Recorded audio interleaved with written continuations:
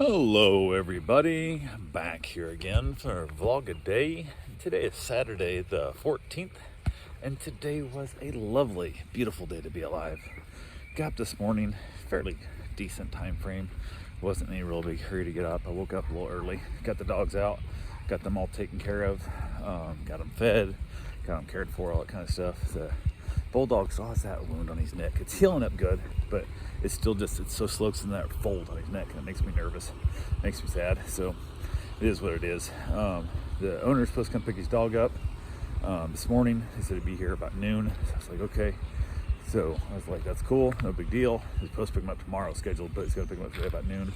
So I told my wife, I said, hey, she went over and started working on the house over there. We moved some stuff around the old house, getting it ready for her father to show up. And I'm ready to run up to Port Orange to get him from the assisted living.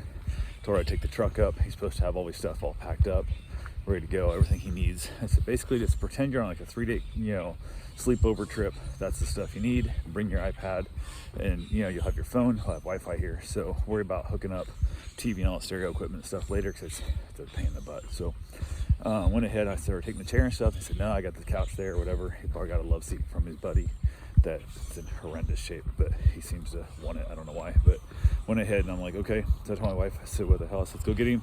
We go up there and get back. That way if the guy shows up early, I won't have to worry about it. So there's a wood lathe I've been trying to buy from a gentleman off Marketplace, and I made him an offer. He came back, he wants a few $100 more than what I was willing to give for it, whatever. Then he basically, it was a few days ago, then he had some other people supposedly showing up to get it, and I guess they all backed out. He had multiple people either not show up. I guess one guy actually drove out and then decided not to buy it and whatnot, and he's offered to me for a couple $100 more than I offered him. Like I went up like $50. I'm like, that's kind of where I'm at. Like I can pick it up whatever at that price, and he's not coming to that price that much. I thought, maybe if I got there in person, maybe I could negotiate with the guy a little bit. Like, hey, I'm here right now, cash in my hand. You want it out of your garage, I'm willing to put it in my truck. And he told me he was in Port Orange also, so I'm like, okay. But reached out to him and said, hey, what's your address? So I can check drive time and that. And he's like way the hell, I don't know how I even consider that a Port Orange address. He's way out west, like 20 minutes out of the way. Like how it's even considered Port Orange, I have no idea. And I'm like, okay, whatever. So I'm like, well, that's too far away because I got to go get my father-in-law stuff and get him packed up, and then I got to go back home and I got to be there by noon. So wife got a little bit of a late start. She forgot her purse at work, so she had to go back to work. So she went to work and she took the car because my truck only has basically 2 seats in it. The back seat's been taken out. I put a memory foam mattress in for the dogs, so there's no real seat there. And I made my wife ride in the back of the truck, on a mattress in the back seat, where the back seat should be, kind of thing. So to hell with it. Got up there and I get there, I'm like, what are we taking? Like, oh, all my bathroom stuff's there. And he just had it sitting on the counter. Like, here's my kitchen stuff. I'm like, it's not in boxes? Like, what the fuck? Like, you've known that we were moving you here for a long time. And we told you, this weekend was yesterday, today, tomorrow, whatever. And I was so pissed off. I'm like, so what am I taking? Because I want to take these records. They're on the shelves. Like, this record's out. I'm like, there's no box. I'm just gonna carry records down in my hand. Like, what the fuck's wrong with people? Like, I was so pissed at myself. I was pissed off the situation. Then I realized it was 100% my fault because I should have explained it a little better. I thought I made myself clear, but I apparently did not. I'm going to show up here with a dolly. I'm going to take stuff. I'm not here to pack up your shit. I'm not a servant, and that's not how I work. I'm taking stuff that I was like, tell it. So I started grabbing boxes that I'd moved in there before of records that he hadn't opened yet. Been there for a year and a half, hasn't even opened these records. They're just stacked up against the wall. So I started taking boxes out. I said, figure out what you want. Got the wheelchair, got the walker, got all kinds of stuff. And my wife's packing things into like clothes baskets and crap. And of course, I don't know why she didn't go up there and verify. She should have left at least an hour early. Took a bunch of boxes with her and had it all packed up if he was unwilling to do it himself. But runs that little bit of that world of like, dude, you can't pack up your own damn toiletries. You can't put your deodorant in a box. How are you gonna live on your own? Like, it makes no sense. So I was trying to figure out how heavy the chair was gonna try and take the chair today or not. It's super heavy. It's electronic, like the recliner stuff is heavy as shit. Went to move it out. There's medication underneath it. There's tons of like chips and food and all kinds of garbage stuff underneath it. So they haven't been cleaning the place worth of shit. They don't move the chair. Apparently they vacuum the room. Why are we paying these people like $4,000 a month if they don't even move a chair to vacuum underneath it? And the fact there's medication on the floor is super annoying because that means it's not going in his body, which means he's not getting the medication he needs, which makes me more nervous about him living on his own. And it's just, kind of nerve-wracking, kind of scary. So yeah, it is what it is there. So went ahead, said hell, grabbed all I could, helped my wife get the stuff she wanted, back and forth in and out of there. Got it loaded up, and then I was like, okay, so I'm heading back. So I headed back. She followed out shortly behind me with him. She did everything she needed. So we got back to the house. I started loading everything and was just putting stuff away best I could to get it out of the truck. And then got done with everything stuff. He got in there. They were looking at different pictures he wanted on the walls and things that we had in our house that we took down so I could paint and stuff. That asked if he wanted it hung back up. If not, some we were going to get rid of.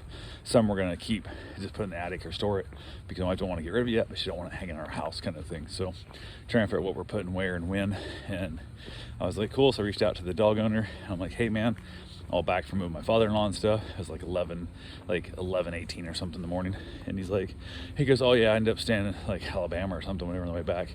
So I'll be there at like 5:30 is my guess for today. I'm like, fuck, if I'd known that, I couldn't look to that lathe. I'm like, god damn it, like it's closing up on noon. You said to be here around noon. So like, yeah, whatever. It just sucks because again, it's a day early, but it still sucks because the fact that I'm rushing around in the morning and stuff. He wasn't gonna get off 5:30. I could have done it whenever I wanted. It wouldn't have felt quite so rushed there, and all that kind of stuff. I'm like, God, this just blows.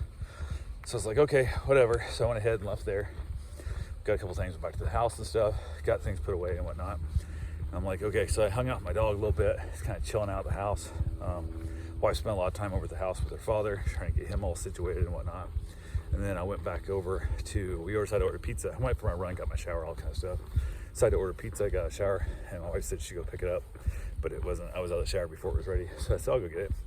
So I go across the street, go to jump in the Suburban, and as I get there, he's standing there at the door, open the front door. I'm like, what the fuck are you doing? I have some keys hanging up on the wall there. I put back up there. It's like my camper and to different things, different vehicles and stuff that he has no need to be going through. They're clearly car keys, and some are house keys and whatnot and stuff, whatever. But they're in an order, so I know where things go.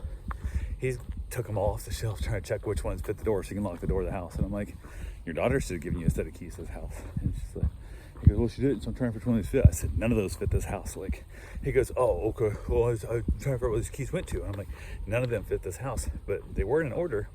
I had like my wife's aunt's house keys and different things that I had.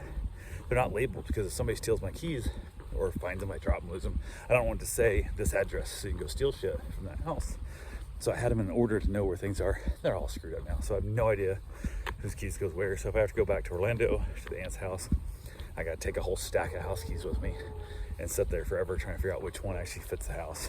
And just, I was annoyed. Again, 100% my fault. I should never left anything he could have touched that could have messed with my life, but this messed with my life a little bit. I'm like, okay, whatever. So I fire at the Suburban, and he's heading over to my house.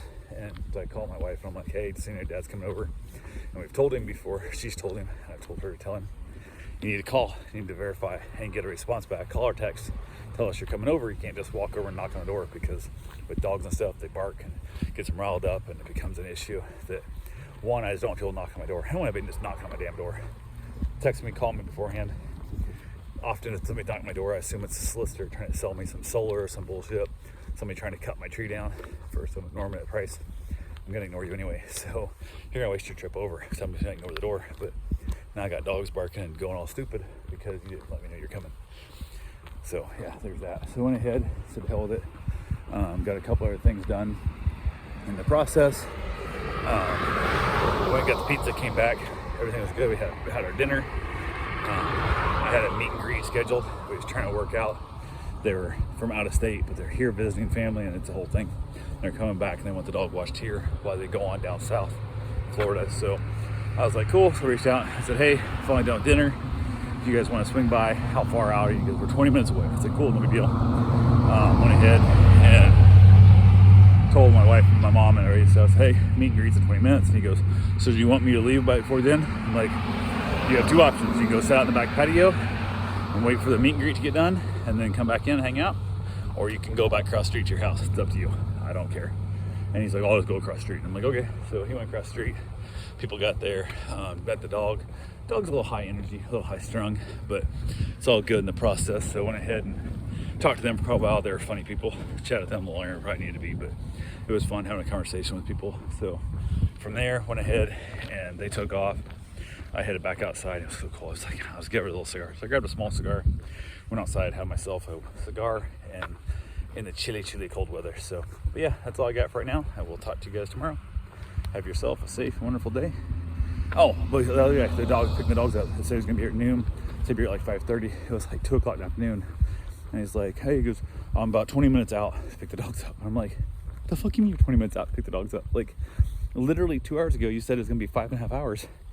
And now, actually it's 6 hours. You know, 2.5 hours ago, you said it'd be 6 hours before you get here. And now you're telling me you're 20 minutes out. Like, what if I went back and made another trip to Port Orange? But didn't, so it's all good. So he caught by, gave him a little gift. I make a little coaster and stuff, dog's name on it, whatnot.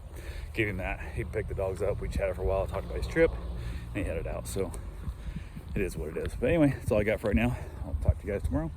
Have yourself a safe, wonderful day. Thanks for watching.